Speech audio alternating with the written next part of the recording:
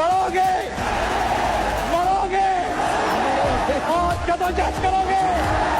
अस्सलाम वालेकुम रहमतुल्लाहि व बरकातहू। मैं मोहम्मद हसन और आज हम एक ऐसे शख्स के बारे में बात करने वाले हैं जो पैदा तो आला पाए के ख़ानदान में हुआ और उसने आला तालीम अमेरिका बरतानिया से हासिल की और फिर वहाँ से वापस आते ही उसने मुल्क को संवारने का बेड़ा अपने सर लिया और उसके बदले में उसे जलालत रसवाई मिली।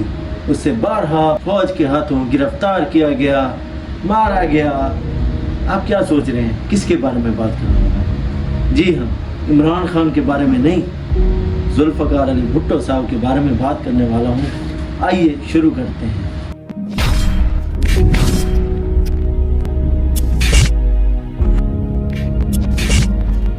जी तो जुल्फ़कार अली भुट्टो साहब का जन्म होता है 5 जनवरी 1928 को लाड़काना में। उनके वालिद का नाम सरशाह नवाज भुट्टो था। उनके 3 बेटे पैदा हुए और 2 बेटियां पैदा हुई। उनकी वालदा का नाम खुर्शीद बेगम था जो कि पहले गैर मुस्लिम लखी बाई के नाम से जानी जाती थी। तो जुल्फ़कार अली भुट्टो ने अपनी इब्तदाई तालीम लाड़काना से हासिल की और बम्बई चले गए क्योंकि इनके वालिद रियासत जोनागढ़ के दीवान यानी वजीर आजम हुआ करते थे और वहाँ उन्होंने कैथेड्रल स्कूल बम्बई में एडमिशन लिया और उसके बाद उन्होंने अपनी तालीम शुरू कर दी।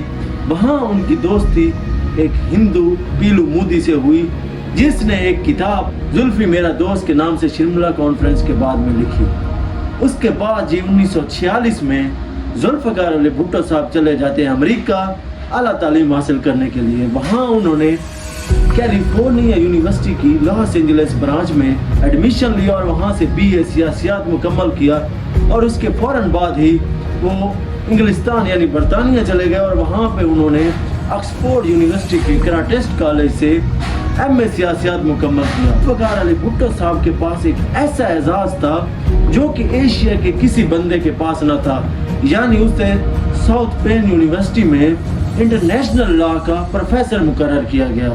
जल्द ही उन्हें अपने वालिद सरशाह नवाज की बीमारी की इत्तला मिली और आखिरकार पूरन उन्हें नवंबर 1953 में वापस आना पड़ा। वापस आते ही उन्होंने अपने वालिदैन की तमाम जिम्मेदारियां अपने सर ले ली और उसके बाद हुकूमती सरगर्मियों में थोड़ी सी अपनी तवज्जो दिखाने शुरू कर दी। वक्त आता है 1957 का जब अक़वाम मुत्तहिदा का इजलास होता है और उसमें अक़वाम मुत्तहिदा के इजलास में पाकिस्तान की सरबराही करने वाले जी जुल्फ़कार अली भुट्टो साहब होते हैं और उन्हें ये एजाज़ उस वक्त हासिल हुआ कि ये टोटल वफद में सबसे कम उम्र शख्स थे।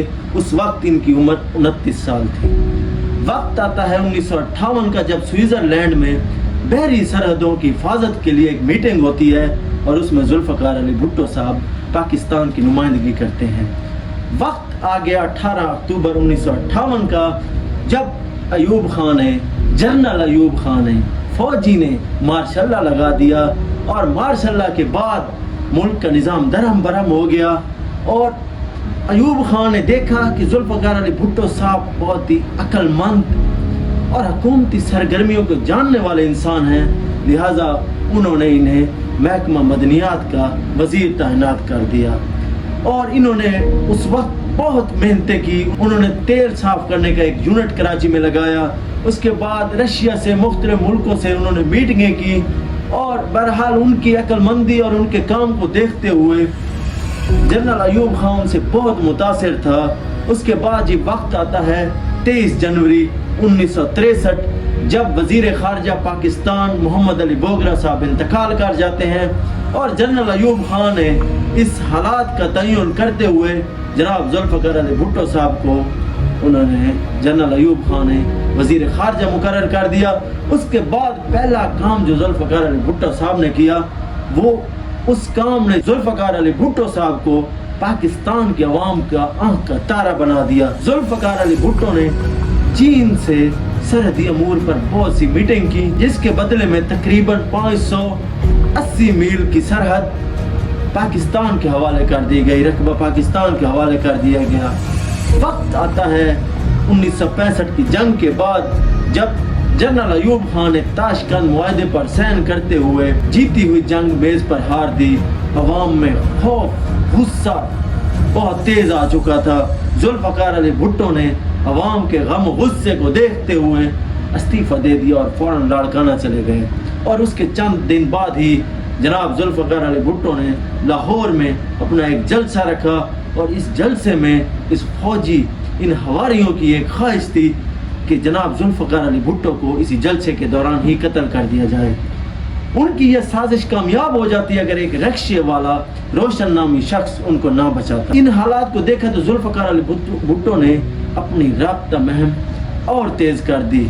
وقت آتا ہے 1967 کا، جب ڈاکٹر مبشر حسن کے گھر جناب ذوالفقار علی بھٹو نے پاکستان کی پیپل پارٹی کی بنیاد رکھی، اور اس کے بعد انہوں نے اپنی مزید سرگرمیاں تیز کر دی، لاہور میں اپنا دفتر بنایا، اس طرح وہ پھیلتے گئے۔ وقت آتا ہے 1970 کا، عوام کے غم و غصے کو دیکھتے ہوئے فوجی حواری ایوب خان نے مارشل لا ختم کرنے کا اعلان کر دیا۔ جب پیپل پارٹی بن چکی تھی تو جناب فوجی حکومت نے عمران خان کی طرح ذوالفقار علی بھٹو کو اٹھا لیا۔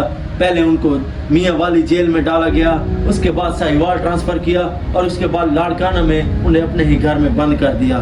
عوام ہنگامی حالات پیدا کر رہی تھی، اور جنرل ایوب خان نے ان حالات کو دیکھتے ہوئے مارشل لا ختم کرنے کا اعلان کیا، اور 1970 کے الیکشن کرانے کا اعلان کر دیا۔ 1970 کے الیکشنز ہونے ہی والے تھے۔ جب مارشل لا ہٹ چکا تھا تو جنرل ایوب خان کا حق بنتا تھا کہ وہ انتخابات میں دیکھتا کہ جو شخص زیادہ ووٹ لے کر اکثریت حاصل کرتا ہے اسے ان کی اقتدار سونپ دیتا، لیکن ایسا نہیں ہوا۔ جنرل ایوب خان کے ہٹتے ہی یحییٰ خان نے اس ملک کی باغ ڈور سنبھال لی، اور پھر سے ایک ماشاء اللہ جیسی کیفیت پیدا ہو گئی۔ ٹاکرا ہوا ذوالفقار علی بھٹو کی پیپل پارٹی اور عوامی لیگ یعنی مجیب الرحمان شامی کے درمیان میں۔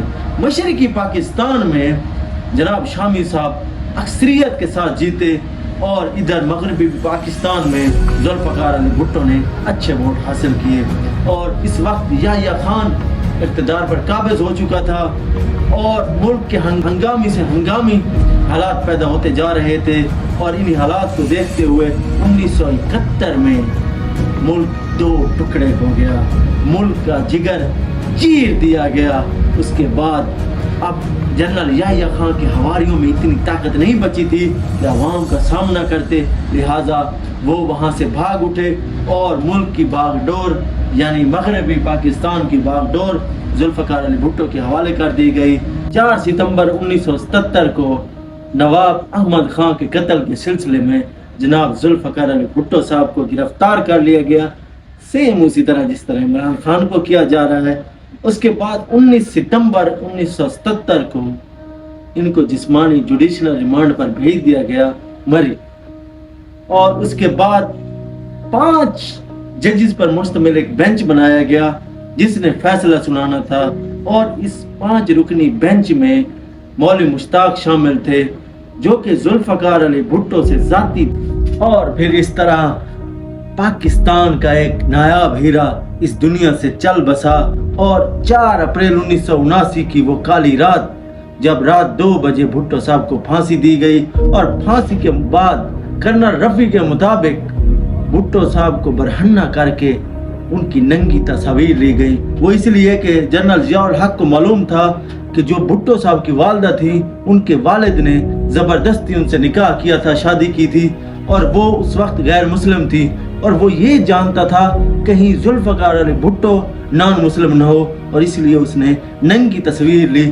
یار حد ہے، ایک بندہ مر گیا پھر بھی اس کو نہیں چھوڑا۔ بھٹو صاحب کو پنڈی سے لاڑکانہ لایا گیا، وہاں ان کا نماز جنازہ ادا کیا گیا، اور گڑھی خدا بخش میں انہیں دفن کیا گیا، جہاں آج بھی ان کا مزار ہے۔ اس کے ساتھ بے نظیر خورشیدہ بیگم، شاہ نواز اور میر مرتضیٰ دفن ہیں۔ اور بات یہیں پہ ختم نہیں ہوتی، وہ ایک اناج پسند شخص ذوالفقار علی بھٹو کا دشمن، بلکہ پاکستان کا دشمن چیف جسٹس مولوی مشتاق، جب وہ اس دنیا سے رخصت ہوا تو اس کے جنازے پر مکھیوں نے حملہ کر دیا، اور 10 منٹ تک وہ مکھیوں نے کاٹتی رہی اور لوگ وہ چھوڑ کے بھاگ گئے۔ یہ اس وقت کی سب سے بڑی اخباری سرخی بنی تھی۔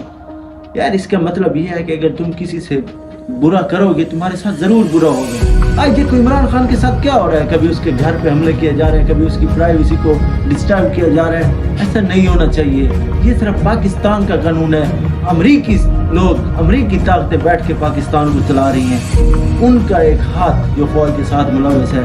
अगर मेरी ये राय आपको पसंद है तो मेरा चैनल जरूर सब्सक्राइब करें। अस्सलाम वालेकुम।